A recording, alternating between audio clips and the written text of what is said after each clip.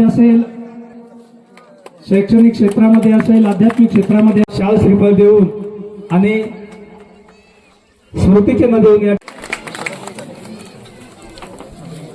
वतीने या ठिकाणी त्यांना देण्यात येत आहे। पुंडलिक वरदा हरविठ्ठल श्री ज्ञानदेव तुका सतत मदत भेटत असती। श्री क्षेत्र वैष्णवगड असेल व्यक्त करतो।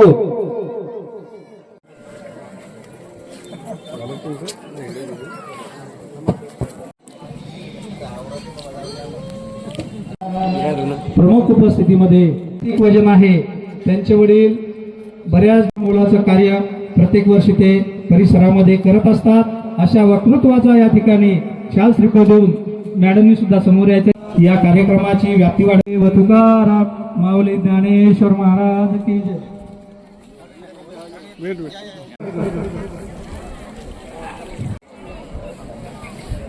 पुंडली ज्ञानेश्वर महाराज की जय।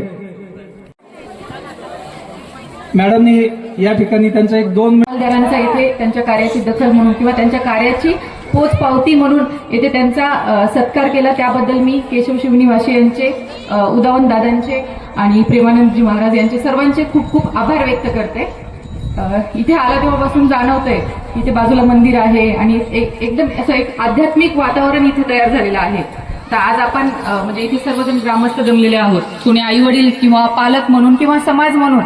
आज आपण आपल्या समोरचं सगळ्यात मोठं आव्हान जर बघत असू तर ही जी आजकालची आपली तरुण पिढी आहे, त्या तरुण पिढीला ही आध्यात्मिक संस्कार देणे हे आपल्या समोरचं आव्हान आहे। आज आपण बघतोय तरुण पिढी पूर्णतः कुठेतरी वाईट वळणावरती चाललेली बघतोय आपण, मग ते व्यसनांच्या विळख्यात असेल किंवा सोशल मीडिया असेल किंवा कुठल्याही वाईट दिशेला जात आहे। तर मला पण इथे सांगायला आनंद होतो की माझ्या आईवडील स्वतः वारकरी आहेत, वारकरी समुदाय म्हणजे, आणि लहानपणापासून आमच्या गावातही असे सप्त्याचे कार्यक्रम वगैरे होतात आणि आम्ही तेव्हा कंपल्सरी त्या